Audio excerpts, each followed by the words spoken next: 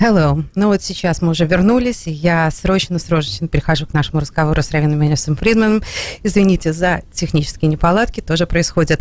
Rabbi Manis Friedman, I'm so sorry about this technical glitch that we had. Now we're perfectly well on, and we can see you, we can hear you, and of course, let's get to the topic, which is exciting and scary at the same time.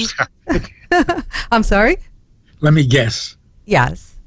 What the topic is.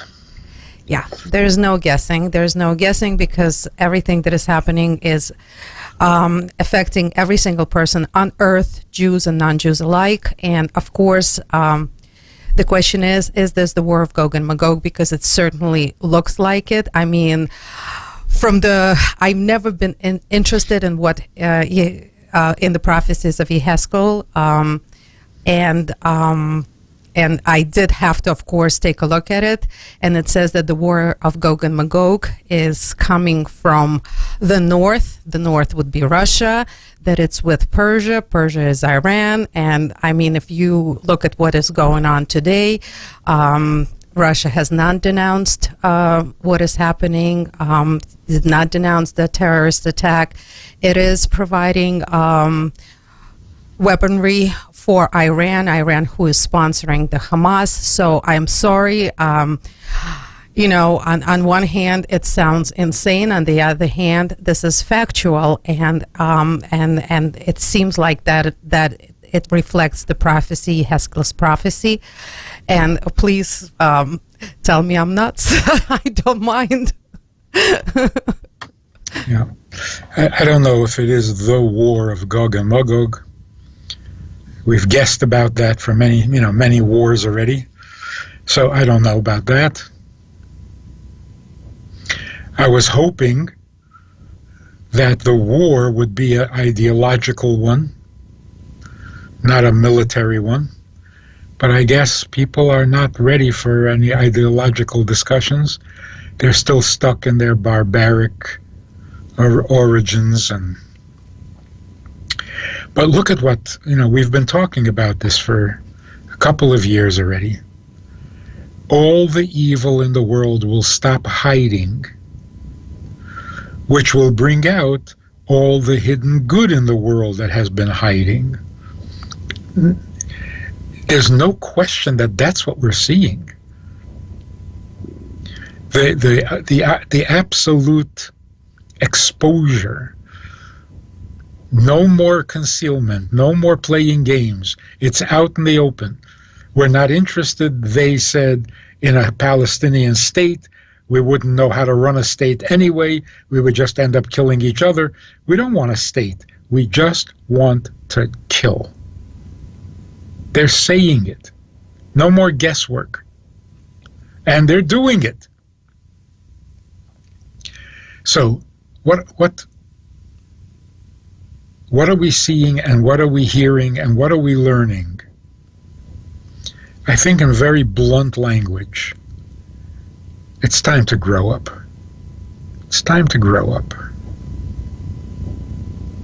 This is not, I hope, in the minds of most Israelis, this is not retaliation for butchery and for indescribable animal behavior. It's not retaliation.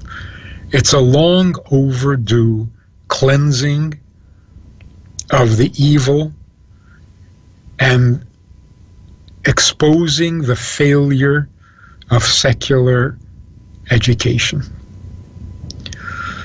We thought we were enlightened. We thought we were intelligent. We went to college. We read books. We appreciated art and music. We're all great now, and we haven't really changed at all. So to think of this as just something happening in Gaza with a group of crazed terrorists, don't kid yourself. Look at the condition of the world. It's still barbaric. And even people who say, oh, that's barbaric. Good morning. I think it's time to grow up and simply recognize the entire education of the West and of modern day college and university. It failed. It failed. If it's secular, it's a failure. What more proof do we need? Anyone who can't admit that the education has been a failure is missing the point and is still hiding and is still afraid to see the truth. The truth is, this is a global problem.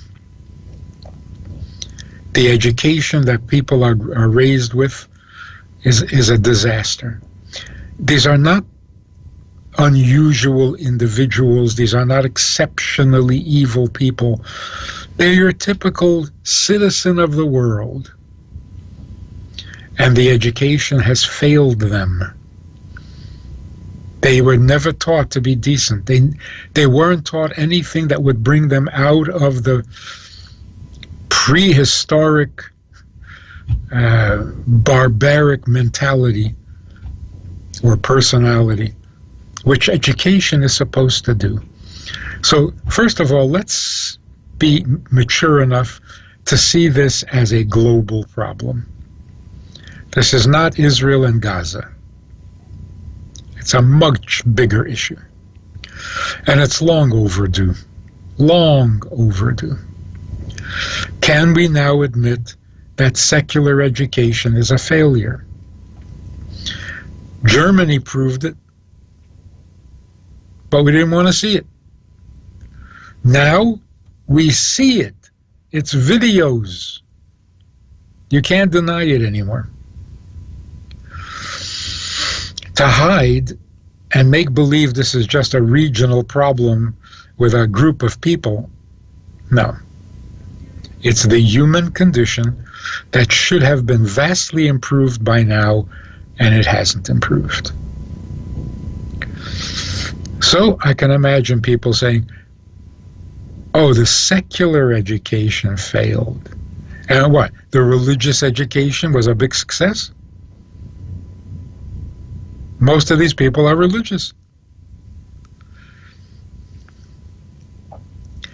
Religion is a disaster. It's been a disaster for 2,000 years. Can we now admit it?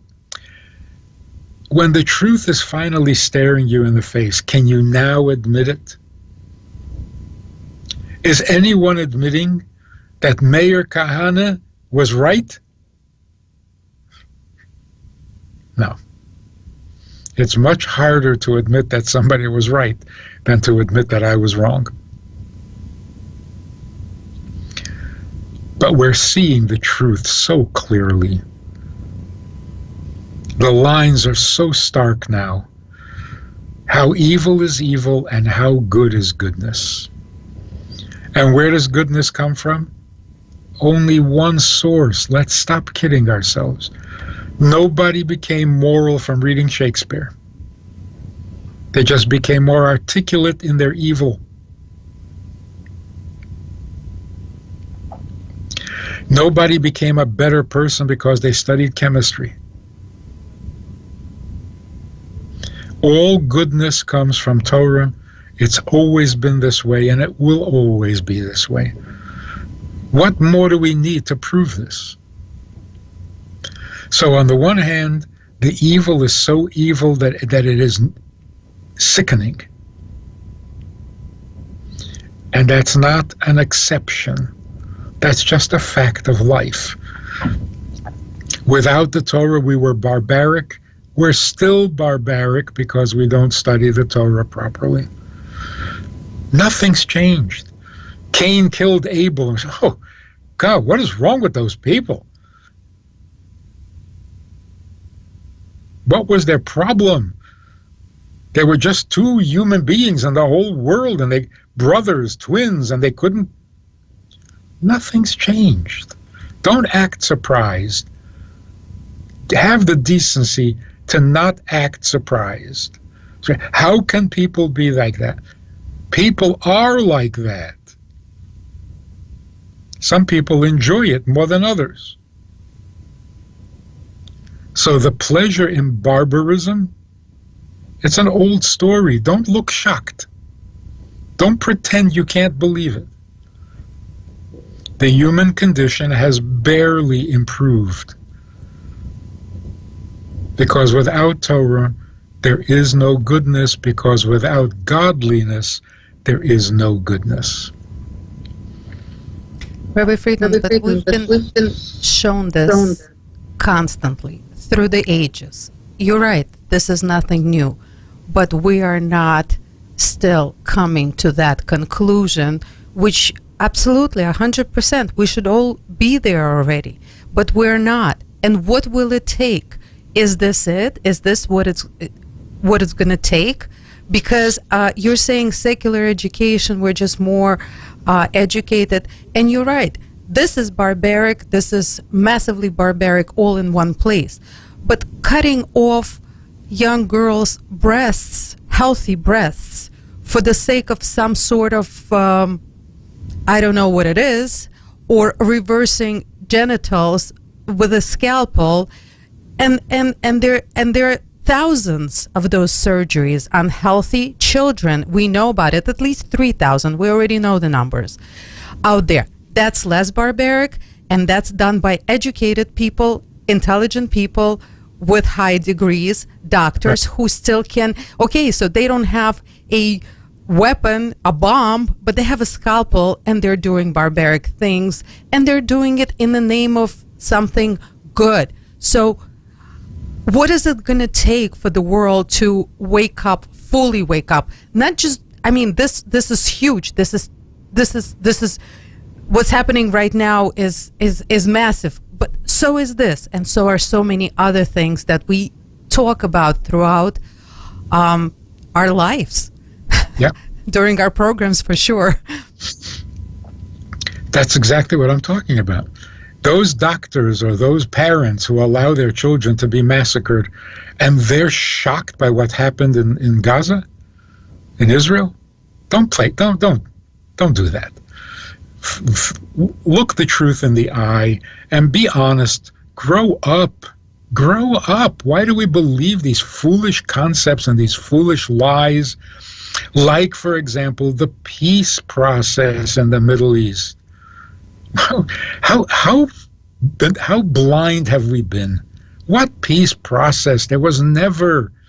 Why do we fall for these fake news, lies, half-baked ideas?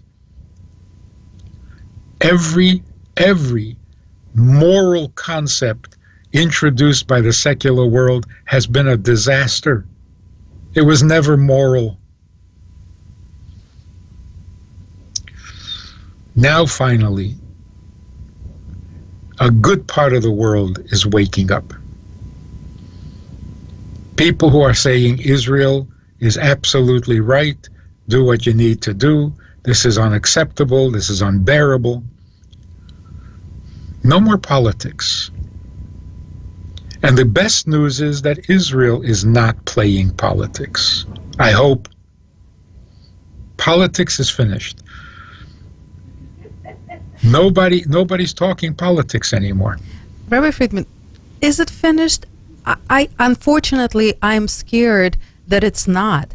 We are having people come out again with different plaques. We have social media is again showing very sad images of victims of Gaza, and rightfully so, because there are children that are getting hurt on both sides, and even though obviously I'm hurting for the Jewish people inside me, that I cannot change. This is who I am, okay? But in my head, and I'm sure there are other people, they don't like seeing anybody hurt who is not supposed to be hurt, who is a side effect of all of this. And of course it turns things political. That's not necessarily political, but yes, there are still people who are saying do this, do that, who is elect this one, change that one. But that's foolish. It's obviously, clearly foolish. And Israel is not, for the most part, they're not talking politics. It's not this party against that party. There's a unified mentality right now. We need to do what we need to do. You needed to do this 50 years ago. And the Rebbe were telling you to do it 50 years ago. And anyone who studied a little bit of Torah knew this is what needed to be done 50 years ago, and hundreds of thousands of lives would have been spared. How many people died in these 50 years? Now, finally, it's all out in the open. Now somebody who says it's because of this problem and that political, anybody who marched in protest for the last couple of months in Israel, you realize how petty and foolish that whole thing was, and dangerous?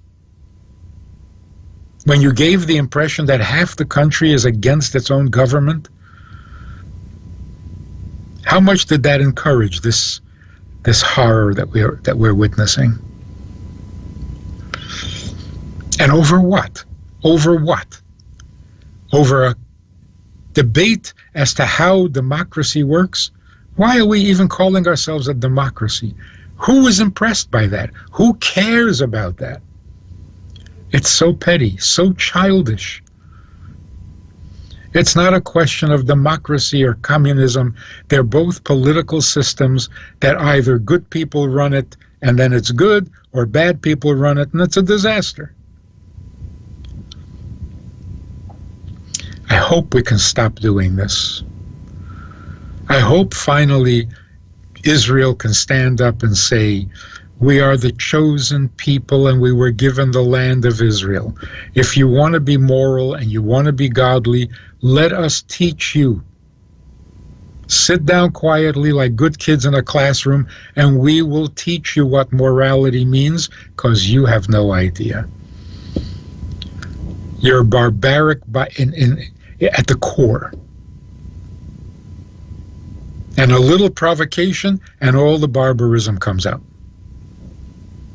So sit down and we will teach you. It's our job. It's our mission. It's our role. We are the light to the nations. And if we behave like we're the students, the whole world is messed up. Is that not clear yet?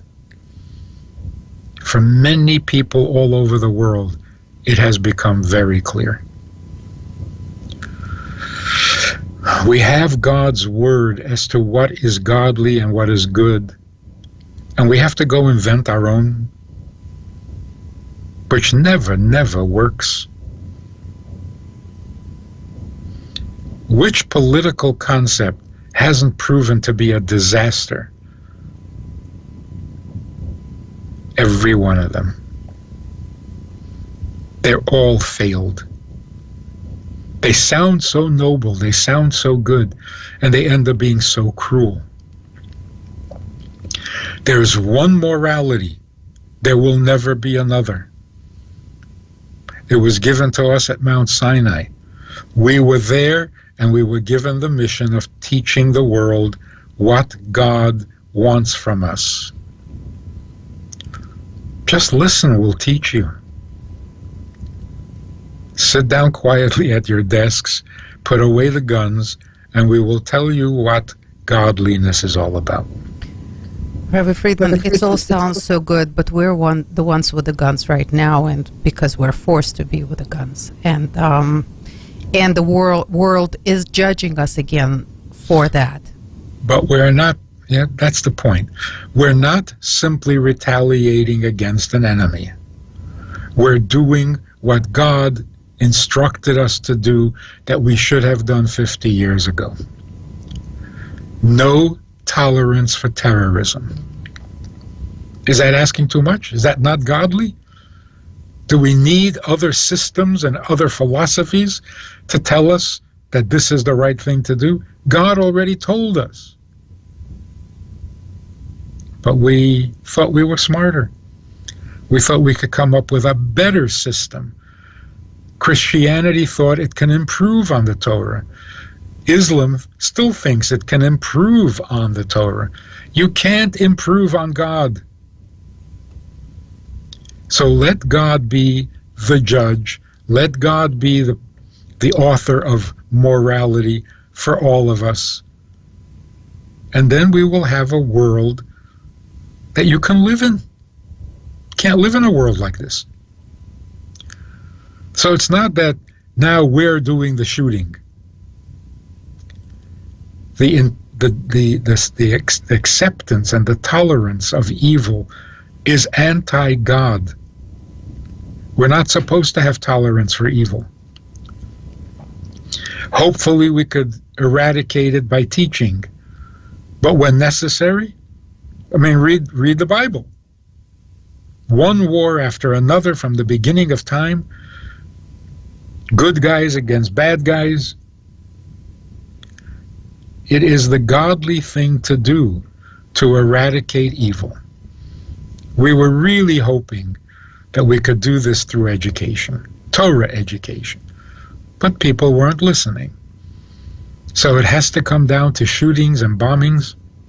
Okay. We do it the way God instructed us to do it. And I think many, many people in the world today are saying, yes, that's what Israel should do. That's the right thing to do. It's the godly thing to do. Long overdue. So the world is going to come out a lot better by the end of this activity. So here's the first thing I want to make very clear. This year is going to be a year of incredible kindness, goodness, and holiness. A year of immense, immense good news for the entire world. This did not change that truth. Yes, we started off on a very painful note, on the happiest day on the Jewish calendar. But that doesn't mean that this is what the year is going to be. The year is going to be an incredible year. And this will move us further and faster in that direction. Just want to mention one interesting thing. There are so many philosophies among Jews in Israel. I'm a secular Jew, I'm a religious Jew, I'm a hawkish Jew, I'm a pacifist Jew, I'm this kind of... All that childishness has got to come to an end. 50 years ago, there was a war that broke out on Yom Kippur. Now, 50 years later, a war breaks out on Simchas Torah. What are we supposed to make of that? Well, first of all, many of the people in Israel had a policy that we do not fight during a Muslim holiday. So childish. Because the enemy chooses the holiday to start the war. So who are you fighting? We abide by the Geneva Conference rules of engagement. Who are you fighting? People who don't abide by it. So don't be an idiot. Don't be ridiculous. Don't sacrifice the lives of your soldiers for some concept that some people came up with in Geneva.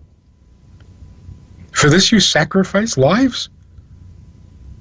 That's like the old burning your firstborn to the idols.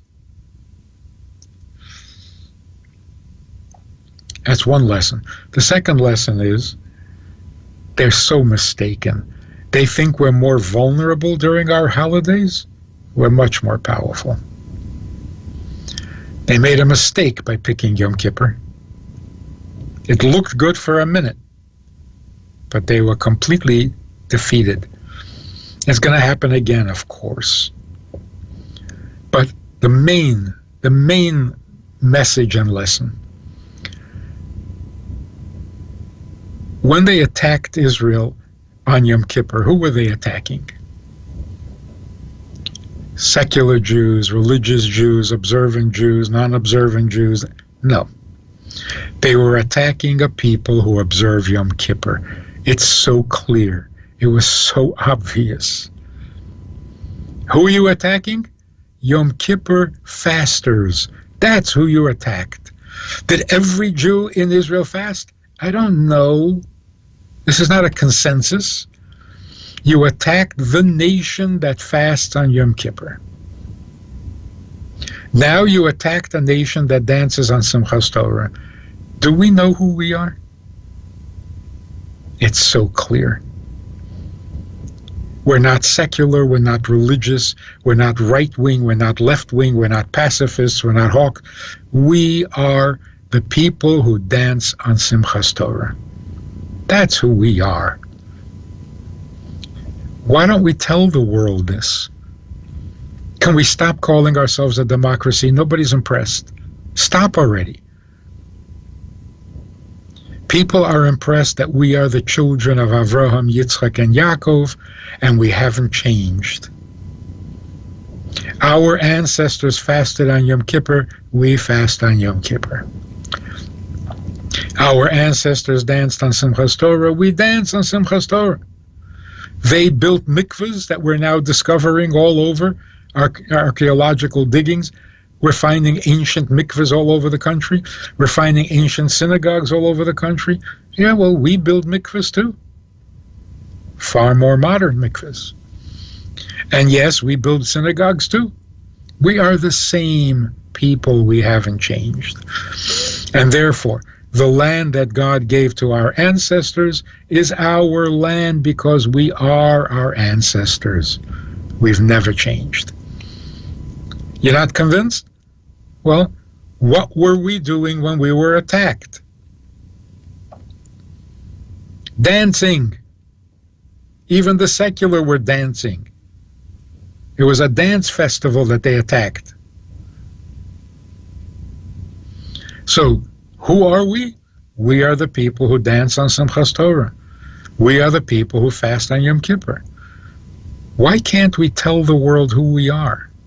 What are we hiding? What are we denying? So, in one word, we need to grow up. Enough with the foolishness. Enough playing the game of the secular world, trying to out-secular the secular, trying to out-westernize the West. Stop. It's a failure. You're mimicking a failure. Why would you want to do that? Let's go back to being the teachers. We're not good at being students, and the world is not good at being teachers. If you don't see it now, you need to examine your eyes. Rabbi Fridman, that's the scariest thing. If people are not going to see it now, that just will mean that this is all happening in vain. No, it will mean that those people who don't see it now don't count. They don't count anymore. Your opinion doesn't count. Your position doesn't count. You don't count. You're out. You're beyond the pale. You missed the signal, so you don't count. That's what it's come down to. If you don't see the truth now, then it's very sad. You know, the reason they promote these videos of their barbaric butchery is to intimidate us, to degrade us, to make us feel victimized, undeserving, pathetic. That never worked before. It's been tried so many times. I don't feel bad for us. I feel bad for them. What is wrong with them? What is wrong with their lives? What is wrong with their mind and their heart? What kind of sickness are they suffering from? We are embarrassed? What are we embarrassed about? So let's make this assessment. They were successful for a week. That proves that they are right and that they are good and God is on their side. Let anybody in the world answer that question. They were successful. They got through Israeli security. They crossed into the border. They killed whoever they wanted. They're on top of the world. They're so successful. Does that in any way indicate that they're right? That they're good? Of course not. So success at being evil doesn't make you any less evil?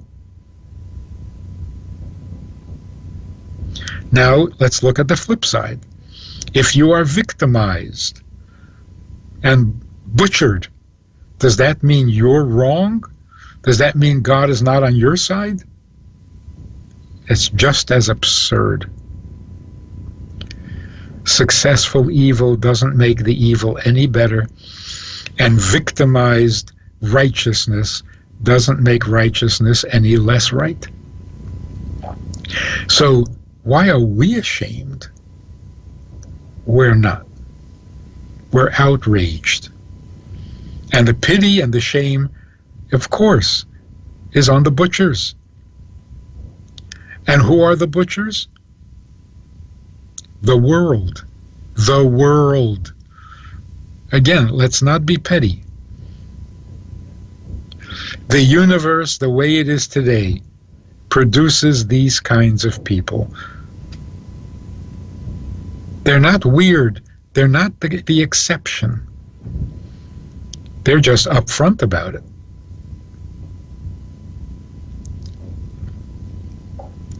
Like you say, you can butcher your own kid and then be horrified that someone can butcher someone else's kid. It's the world that is misguided, not just this group from Gaza. Finally, the truth, righteousness, godliness is prevailing. It had to be provoked. I don't know why, but that's obvious. That's the case. This is going to turn the world upside down. It should have happened in the past. There were plenty of opportunities for it, but it was never so graphic. Even the Holocaust. For 30 years after the Holocaust, people still didn't believe it happened. Yes, there was some footage, there were some pictures, but now it's in every home and on everyone's telephone. It's so graphic now. Why did it take that? I don't know. Why couldn't people figure this out without having to see it, the butchery in front of their eyes? Rabbi Friedman, that's actually one of my questions. The fact that we're seeing all of this, I mean, I saw a lot. I'm trying to shut some of it out. Does it have a lasting effect? Is it something that is awful for us to see?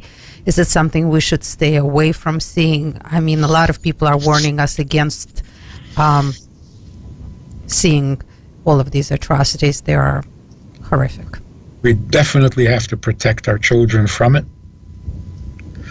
There's no benefit in seeing it. Will we get over it? Of course we'll get over it.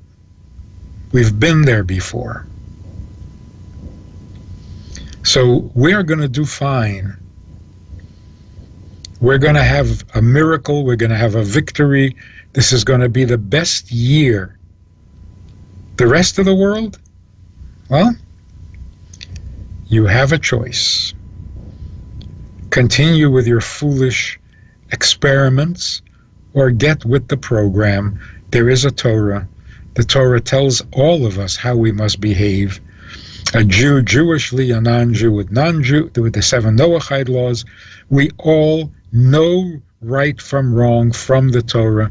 Why do we keep trying to embellish?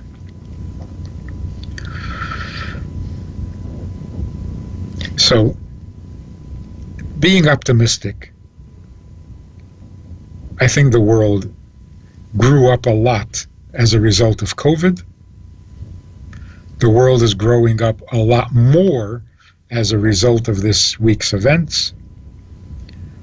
And those who are still benign and benighted,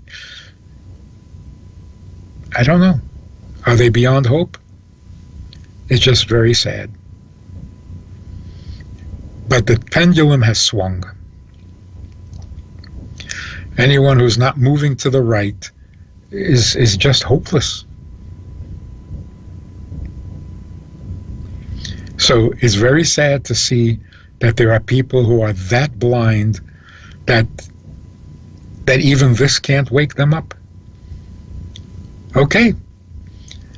I guess they were just not meant to be part of the solution. But they're no longer a problem. They're just sad losers. So it's really our call right now. The Jewish people have to present themselves to the world. Enough with the games. Enough with the half-truths. We are the chosen people. We didn't choose, we were chosen. So we have no choice. The chosen people have no choice. We either do what we were chosen for, or we fail the mission that God put on us, which means the whole world is going to suffer because we're not doing our job. So stop saying silly things, childish, immature, like, we have a right to defend ourselves. Yeah, if somebody's beating you up in the schoolyard and taking away your lunch, you have the right to defend yourself. What a stupid statement. Biden made such a powerful proclamation. Israel has a right to defend itself. Full stop. You're a brilliant person. You're a great leader. And Israel says the same thing. Enough already. We don't have a right to defend ourselves. We have a mission to fix the world. Stop being petty. This is not a schoolyard fight.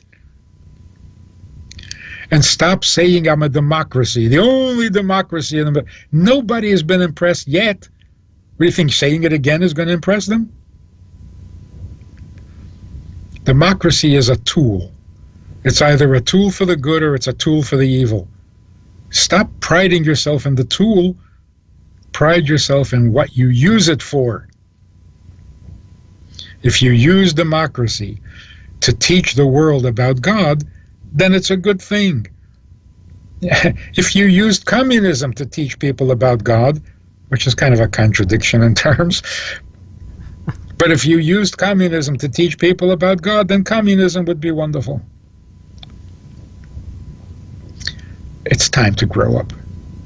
Simply time to grow up. Don't become secular, don't become religious, don't become holy. Just grow up. Just grow up. That's all it takes. If you're Jewish, be Jewish. Who are you kidding? What are you trying? You can't fool Mother Nature.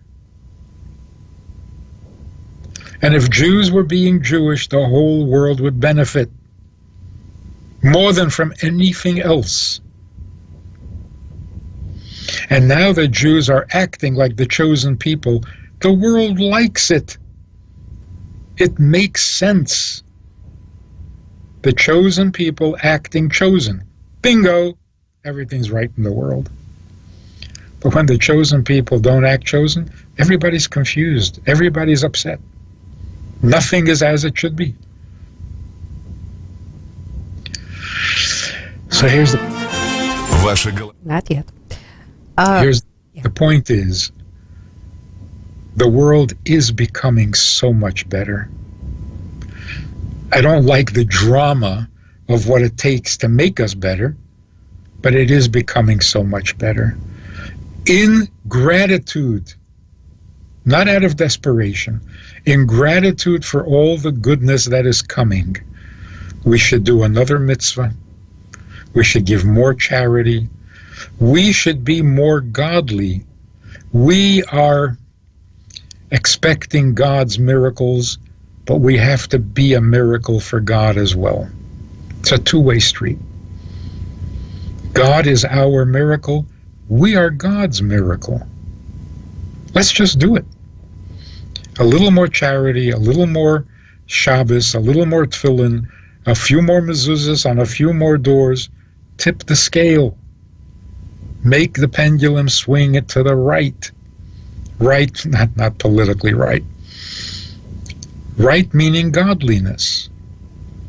It's time. It's time for God to be the king of the universe, which means he says what is right and what is wrong. Without a middleman.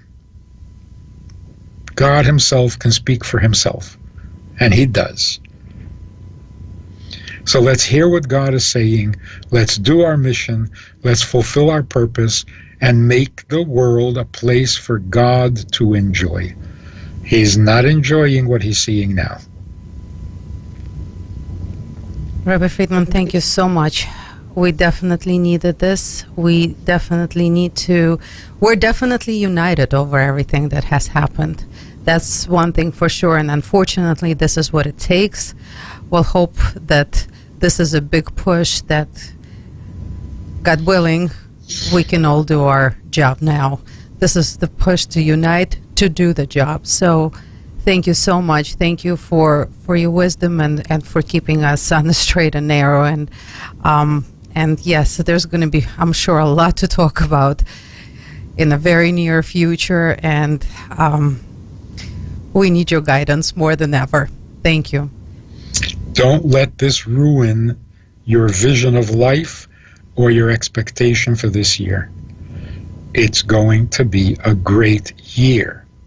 Amen. Thank you so much. Thank you. We'll continue keeping it together. And thank you so much. Thank you for all that you did for us today. It's amazing. Thank you for everything that you do for the world. By the way, I do thank as well Beis Hana for the daily classes that unite us at 2:00 every day.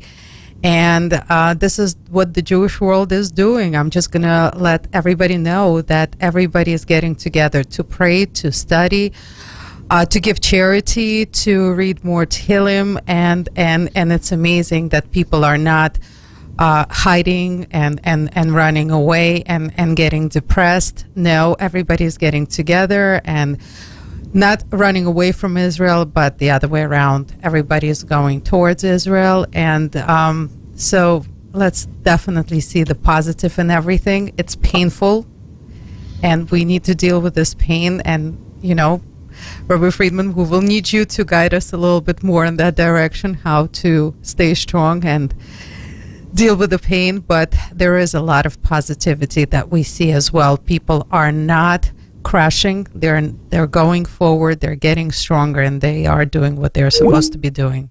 So thank you so much. Большое спасибо всем, кто нас сегодня слушал. И, пожалуйста, вот как сказал нам Рабби Фридман, оставайтесь сильными, оставайтесь смелыми, будьте позитивными, понимайте, что все, что происходит, оно, видимо, должно было произойти, чтобы мы стали лучше, так что давайте становиться лучше. Вот с этими словами я, Аня Пекерман, и передача Thank God It's Tuesday прощается со всеми до следующей недели.